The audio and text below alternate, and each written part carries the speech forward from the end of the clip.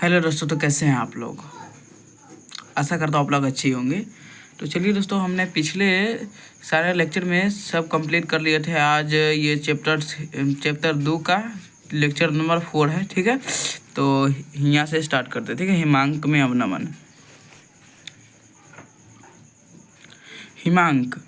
हिमांक वह न्यूनतम ताप जिस पर द्रव ठोस में परिवर्तित होने लगती है। वह न्यूनतम ताप जिस पर द्रव ठोस में परिवर्तित होने लगती है जिसे हिमांक कहते हैं। ठीक है, यहाँ पर देख सकते हैं ठोस प्रावस्था का वाष्पदाब कम होता है और द्रव का वाष्पदाब अधिक होगा। ठीक है, क्वथनांक ऊपर वाले को क्वथनांक कहते हैं और नीचे जाने पर हिमांक कहते हैं। ठीक है, यहाँ पर देख सकते हैं। ओके, आगे चलते हैं। हिमांक वह न्यूनतम ताप जिस पर द्रव का वाष्पदाब ठोस प्रावस्था के वाष्पदाब के समान हो जाता है उसे हिमांक कहते हैं। ठीक है, वह न्यूनतम ताप जिस पर द्रव का वाष्पदाब ठोस प्रावस्था के वाष्पदाब के समान हो जाता है उसे हिमांक कहते हैं।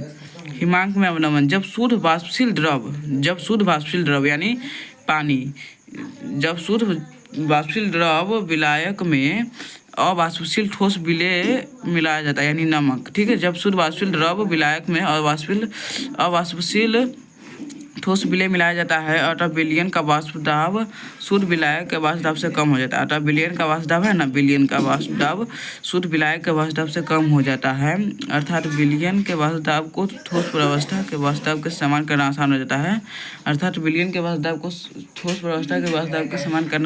जाता है। अतः विलयन का हिमांक विलायक के हिमांक से कम हो जाता है। ठीक है, अतः विलयन का हिमांक शुद्ध विलायक के हिमांक से कम हो जाता है जिसे हम हिमांक में अवनमन कहते हैं। ठीक है, यहाँ पर देख सकते हैं, जब यहाँ पर शुद्ध वाष्पशील द्रव है जिसमें ठोस अवाष्पशील विलेय मिलाकर एक विलयन तैयार किया जाता है। विलयन का वाष्पदाब कम होता है और विलायक का वाष्पदाब अधिक होता है।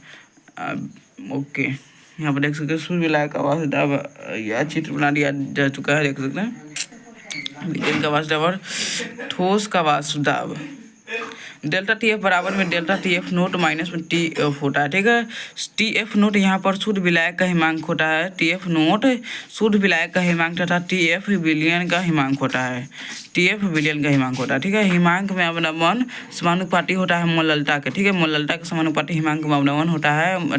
डेल्टा टी एफ समानुपाती एम, डेल्टा टी एफ बराबर में के एफ गुने में एम।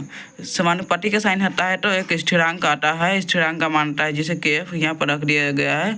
के एफ बराबर होता है हिमांक अवनमन स्थिरांक या मोलल अवनमन स्थिरांक। इसी को हिमांक अवनमन स्थिरांक। ठीक है, मोलन अवनमन स्थिरांक भी से कहते हैं। ठीक है, क्रायोस्कोपिक अवनमन स्थिरांक भी के एफ को कहते हैं। ठीक है,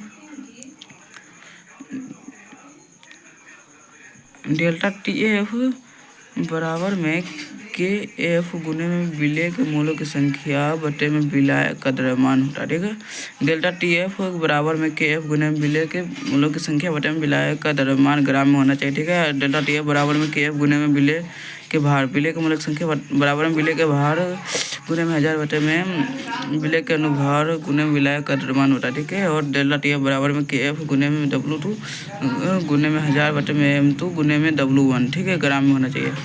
ओके, यदि W2 बराबर में M2 हो जाए और W1 बराबर में 1000 हो जाए तो डेल्टा टी एफ बराबर में के एफ आ जाता है। सब कट उठ के डेल्टा टी एफ बराबर में के एफ आ जाता है। 1 ग्राम अणु को 1000 ग्राम विलायक में रखने पर हिमांक में जो कमी आती है, 1 ग्राम अणु को 1000 ग्राम विलायक में रखने पर हिमांक में जो कमी आती है उसे हिमांक अवनमन स्थिरांक कहते हैं। ठीक है, यहाँ पर ग्राफ देख सकते हैं,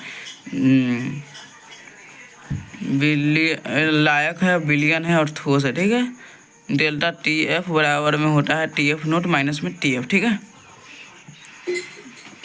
उसके बाद प्रसारणी दाब झिल्ली के वर्गीकरण। ठीक है, झिल्ली 3 प्रकार के होते हैं, पारगम्य झिल्ली, अपरगम्य झिल्ली और पारगम्य झिल्ली। पारगम्य झिल्ली से विलेय और विलायक दोनों के कण प्रवाहित हो जाता है, लेकिन अपरगम्य झिल्ली से विलेय और विलायक के कण प्रवाहित नहीं हो पाते हैं। लेकिन अर्धपारगम्य झिल्ली को बांटा गया है प्राकृतिक झिल्ली और संश्लेषित झिल्ली। ठीक है, अर्धपारगम्य झिल्ली अर्धपारगम्य झिल्ली का परिभाषा देख लेते हैं। देख रहे वह झिल्ली जिससे विलायक के कण प्रवाह हो जाता है, यानी विलायक यानी जल का कण प्रवाह हो जाता है परंतु विलेय के कण नहीं। वह झिल्ली जिससे विलायक के कण प्रवाह हो जाता है परंतु विलेय के कण नहीं, उसे अर्धपारगम्य झिल्ली कहते हैं। ठीक है, उसे अर्धपारगम्य झिल्ली कहते हैं। इसे एसपीएम से सूचित करते हैं। ठीक है, अर्धपारगम्य झिल्ली को एसपीएम से सूचित करते हैं। प्रसारण, ये बहुत इम्पोर्टेंट टॉपिक है। ये पूरा पेज ही इम्पोर्टेंट टॉपिक है। इसको पढ़ने पर आपको 2 नंबर फिक्स हो जाएंगे। ठीक है, तो इसको ध्यान से देखना। प्रसारण वह प्रक्रिया जिसमें टनों बिलियन का विलायक अर्धपारगम्य झिल्ली को पार कर। ठीक है, वह प्रक्रिया जिसमें टनों बिलियन का विलायक अर्धपारगम्य झिल्ली को पार कर सांद्र विलयन की ओर प्रवाहित होने लगती है। वह प्रक्रिया जिसमें टनों बिलियन का विलायक अर्धपारगम्य झिल्ली को पार कर सांद्र विलयन की ओर प्रवाहित होने लगती है, जिसे प्रसारण कहते हैं। ठीक है, और यहाँ पर देख सकते हैं पात्र 1 पात्र 2 है। यहाँ पर सांद्र विलयन है और टनों विलयन तलीय विलयन से अर्धपारगम्य झिल्ली को पार कर विलायक सांद्र विलयन की ओर प्रवाहित होने लगे हैं। देख सकते हैं। प्रसारणी दाब, विलयन पर आरोपित व बाह्य दाब, विलयन पर आरोपित व बाह्य दाब जिसके कारण विलयन का वाष्प दाब है ना बढ़कर विलायक के वाष्प दाब के समान हो जाए। ठीक है, विलयन पर आरोपित व बाह्य दाब, विलयन पर आरोपित व बाह्य दाब जिसके कारण विलयन का वाष्प दाब बढ़कर विलायक के वाष्प दाब के समान हो जाए। ठीक है, उसे विलयन का प्रसारणी दाब कहते हैं। विलयन पर आरोपित हुआ बाह्य दाब जिसके कारण विलयन का वाष्प दाब बढ़कर विलायक के वाष्प दाब के समान हो जाए, उसे विलयन का प्रसारणी दाब कहते हैं। विलयन का प्रसारणी दाब यहाँ पे देख सकते हैं। पिस्टन से दाब दिया जाता है और इसी पिस्टन को प्रसारणी दाब कहते हैं, पार्ट 2 वाले पिस्टन को। ठीक है, विलयन है और विलायक है, देख सकते हैं। अर्धपारगम्य झिल्ली से न तो उधर जाएगा और नहीं इधर आएगा, बराबर हो जाता है, समान हो जाता है, तो हम उसे तो जो दाब लगता है उसे को हम प्रसारणी दाब कहते हैं। प्रसारणी दाब समानुपाती होता है सांद्रता के, और सांद्रता को सी से सूचित करता है तो पाई समानुपाती सी हो जाएगा। और प्रसारणी दाब समानुपाती होता है तापमान यानी टी के, तो पाई समानुपाती टी हो जाएगा। समीकरण और समीकरण 2 से देख सकते हैं। यहाँ पर पाई बराबर में सी टी हो जाएगा और समानुपाती का साइन हटेगा तो आर आ जाएगा, एक स्थिरांक का मान आता है। ठीक है, तो पाई बराबर में आ जाएगा आर सी टी। पाई बराबर में पी भी हो सकता है, तो ठीक है, पाई बराबर में सी आर टी या पी बराबर में सी आर टी, ये इंपॉर्टेंट है। ठीक है, पाई बराबर में सी आर टी या पी बराबर में सी आर टी। ओके, समप्रसारी विलयन, एक निश्चित ताप पर जब 2 विलयन का प्रसारणी दाब समान हो जाता है। एक निश्चित ताप होना चाहिए जब 2 विलयन का प्रसारणी दाब समान हो जाता है। जब 2 विलयन का प्रसारणी दाब समान हो जाता है तो उसे समप्रसारी विलयन कहा जाता है। ठीक है, पर यहाँ पर देख सकते हैं तापमान बराबर है और विलयन का प्रसारणी दाब पाई 1 बराबर में पाई 2 समान है। ठीक है, अल्प प्रसारी विलयन, वह विलयन जिसका प्रसारणी दाब ज्ञात विलयन के प्रसारणी दाब से कम हो। ठीक है, वह विलयन जिसका प्रसारणी दाब है ना, प्रसारणी दाब ज्ञात विलयन के प्रसारणी दाब से कम हो, उसे अल्प प्रसारी विलयन करते हैं। यहाँ पर देख सकते हैं पाई 1 कम है पाई 2 से। ठीक है, पाई 1 कम है पाई 2 से। ठीक है, और अति प्रसारी विलयन, वह विलयन जिसका प्रसारणी दाब ज्ञात विलयन के प्रसारणी दाब से अधिक हो। वे विलयन जिसका प्रसारणी दाब ज्ञात विलयन के प्रसारणी दाब से अधिक हो, उसे अति प्रसारी विलयन कहते हैं। यहाँ पर देख सकते हैं पाई 1 अधिक है पाई 2 से। ठीक है, पाई 1 अधिक है पाई 2 से।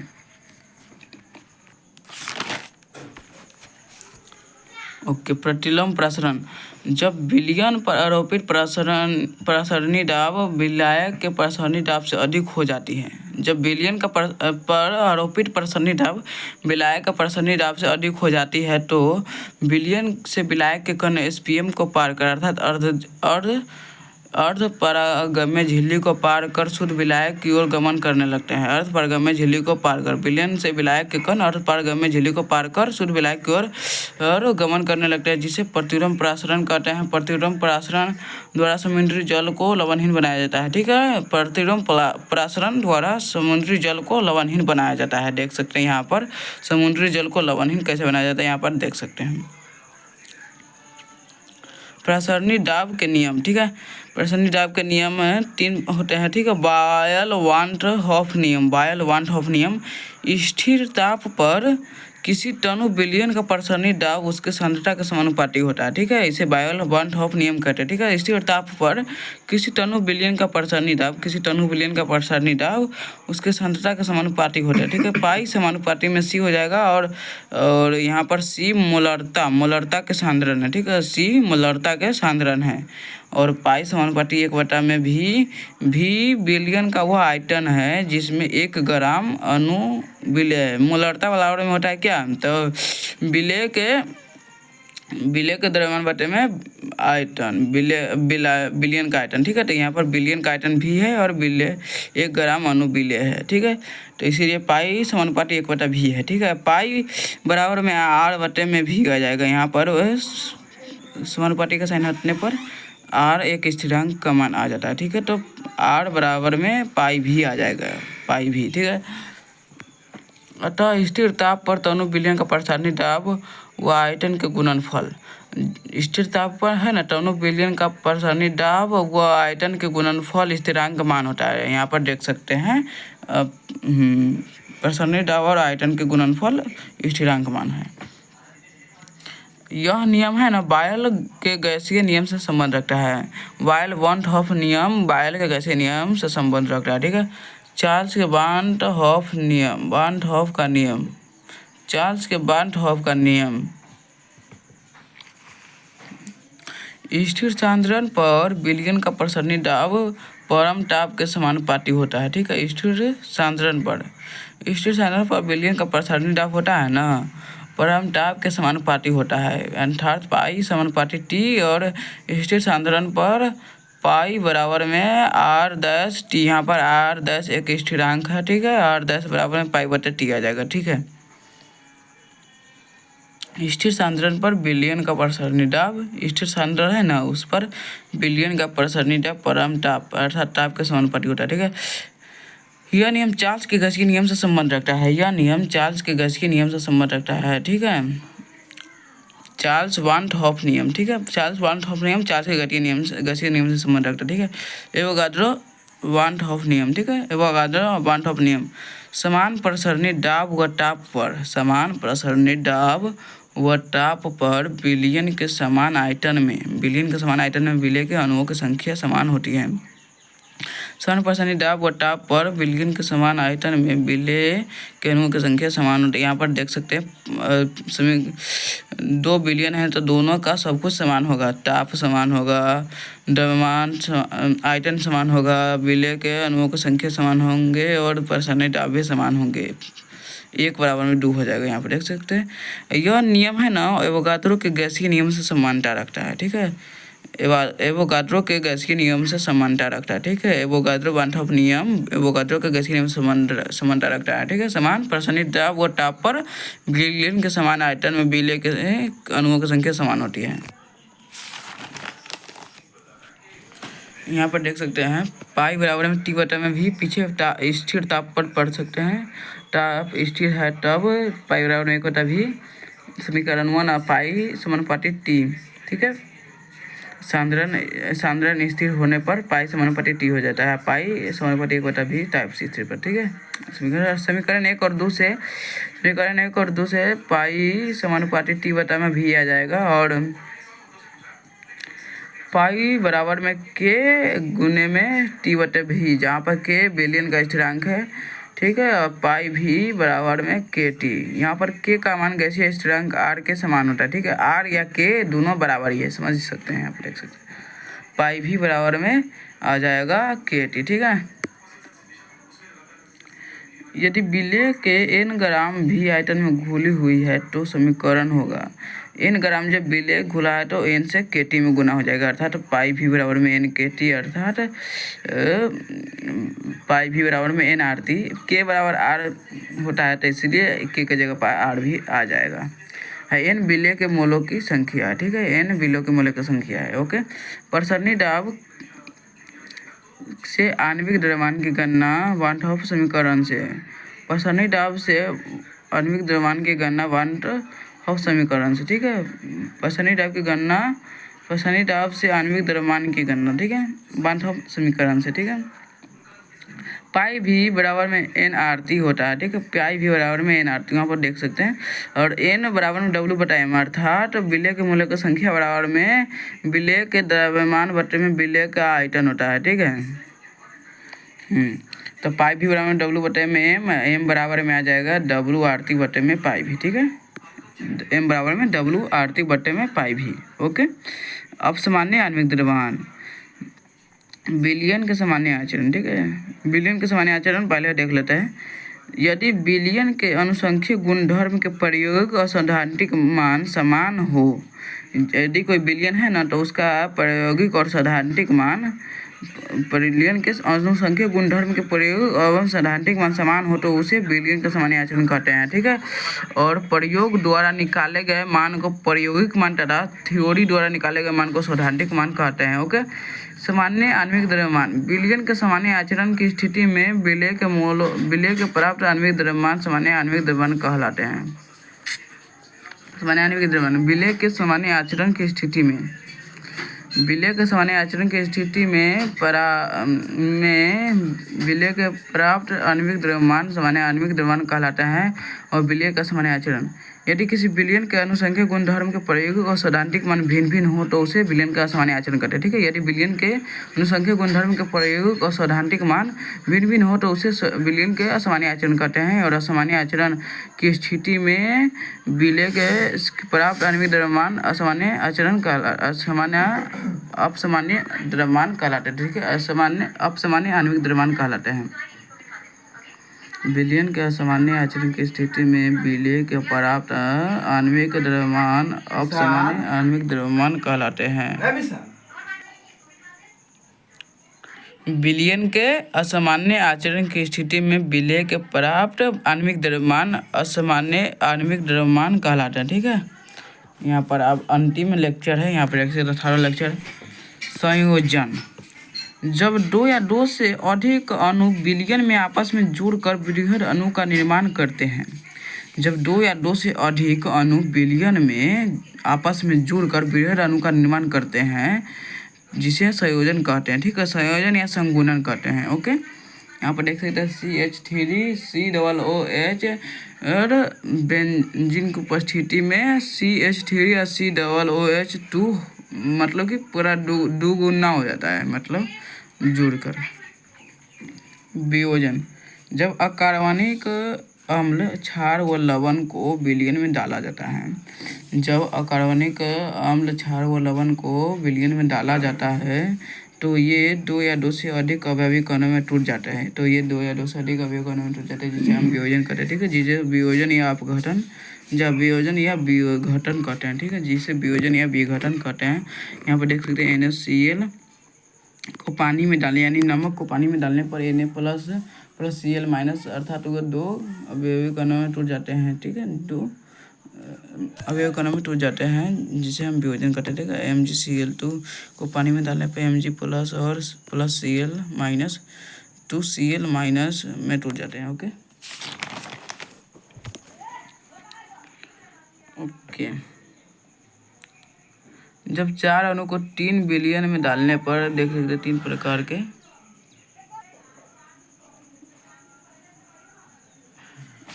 चार अणु को 3 विलयन में डालने पर, चार अणु को है ना 3 विलयन में डालने पर, चार गो अणु को 3 विलयन में डालने पर अलग अलग मान देख सकते हैं। जब चार अणु को 1 विलयन में डाला था, 4 अणु रह गया, एगो में 8 एगो में 2, तो जहाँ पर 8 हो गया वहाँ पर वियोजन हुआ है, जहाँ पर 2 गो हो गया अणु वहाँ पर संयोजन हो गया, ठीक है। और 4 गो रह गया वहाँ पर सामान्य आचरण। सामान्य आचरण की स्थिति में द्रव्यमान निकालने पर सामान्य आणविक द्रव्यमान और असामान्य आचरण, यहाँ पर वियोजन और संयोजन में असामान्य आचरण हो जाएगा क्योंकि यहाँ पर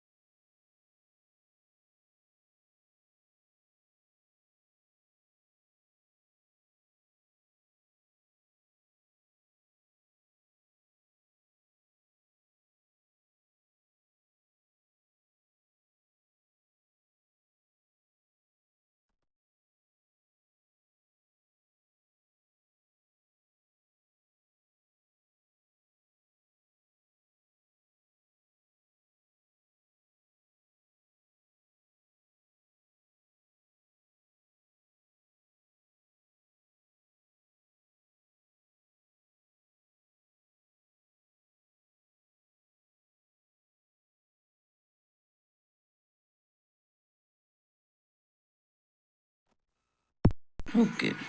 टाइम जब शून्य अर्थात पहले शून्य अर्थात 1 रहता है तो टाइम शून्य पर NaCl के मोल की संख्या 1 और उसका 0 होगा, और टाइम t पर NaCl का विलय की मोल की संख्या 1 माइनस में अल्फा होता है। ठीक है, यदि 100% वियोजन हो तो अल्फा बराबर में 1 होता है, और i बराबर में 1 माइनस में अल्फा प्लस अल्फा बटे में 1। यहाँ पर देख सकते हैं 1 प्लस अल्फा से अल्फा कट गया तो 1 2 हो गया, 2 बटे में 1 बराबर 2। अल्फा बराबर 1 मोल से जितना भाग वियोजित होता है ना, 1 मोल से जितना भाग वियोजित होता है अल्फा का मान होता है। ठीक है, जितना भाग वियोजित हो रहा हो, 1 मोल से जितना भाग वियोजित हो रहा है अल्फा कहलाता है। 1 मोल से जितना भाग वियोजित हो रहा है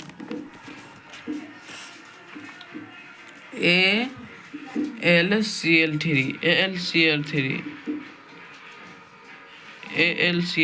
ठीक है, यहाँ पर देख सकते हैं AlCl3 को H2O में डालने पर टाइम t पर इसके विलय की मोल संख्या 1 और 0 और यहाँ पर 1 माइनस अल्फा 3 अल्फा। ठीक है, अल्फा से अल्फा करके 1 प्लस 3 अल्फा बराबर में ए बटे में 1 और 1 प्लस 3 बटे बराबर में 4 आंसर आ जाएगा। ठीक है, और ये देख लेते हैं अंतिम है, इसके बाद ये चैप्टर एंड हो जाएगा। ठीक है, एक AN बराबर में NA रहे तो टाइम t पर 1 होता है विलय के मूलों की संख्या। ओके, और ये शून्य NA आ जाएगा, टाइम शून्य पर उठा ना, टाइम t पर 1 माइनस में अल्फा NA का t N अल्फा आ जाएगा। तो i बराबर में 1 माइनस अल्फा प्लस NA आ जाएगा बटे में 1। यहाँ पर देख सकते हैं बराबर में 1 minus alpha plus N alpha. i minus में 1 बराबर में N alpha minus alpha, i minus 1 बराबर में अल्फा इंटू में N माइनस 1 अल्फा बराबर में i बटे 1 बटे में N माइनस अल्फा। ठीक है, ये एक अल्फा का मान होता है, i बटे में i माइनस 1 बटे में N माइनस 1। चलिए दोस्तों, आज के लिए बस इतना ही। मिलेंगे नेक्स्ट वीडियो के साथ जिसमें हम तीसरा चैप्टर को स्टार्ट करने वाले हैं। तो चलिए आज के लिए बस इतना ही।